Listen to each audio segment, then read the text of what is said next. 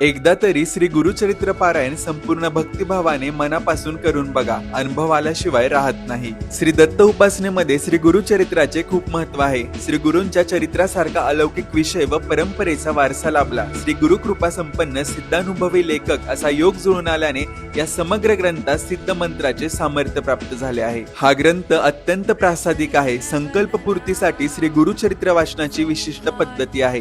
त्याचप्रमाणे वाचन पारायण व्हावे असे स्वतः गुरुचरित्रकार म्हणतात. गुरुचरित्र ग्रंथातील प्रत्येक अध्यायात अशा अनेक दृष्टांत कथा आहेत. लोक त्याला चमत्कार कथा समजतात, पण त्यामागील भक्तिसूत्र जाणून घेऊन गुरुबोधाचे स्वरूप कळून घेतले पाहिजे. गुरुसेवेशिवाय गुरुकृपा होणे शक्य नाही. गुरुसेवेसाठी दृढ गुरुनिष्ठा हवी. गुरुकृपेसाठी साधना हवी.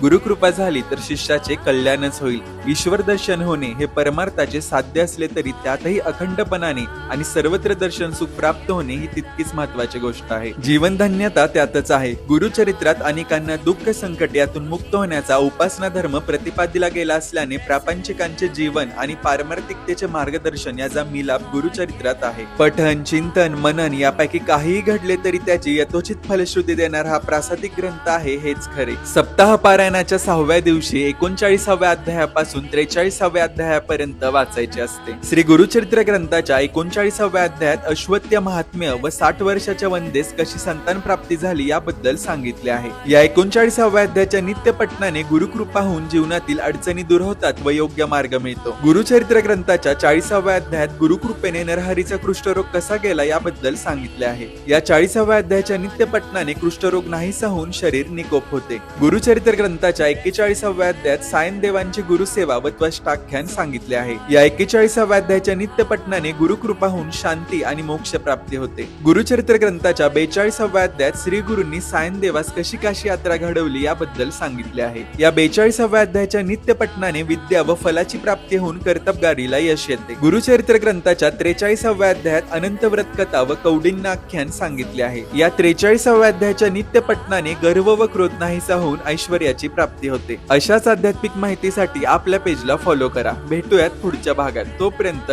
श्री गुरुदेव दत्त.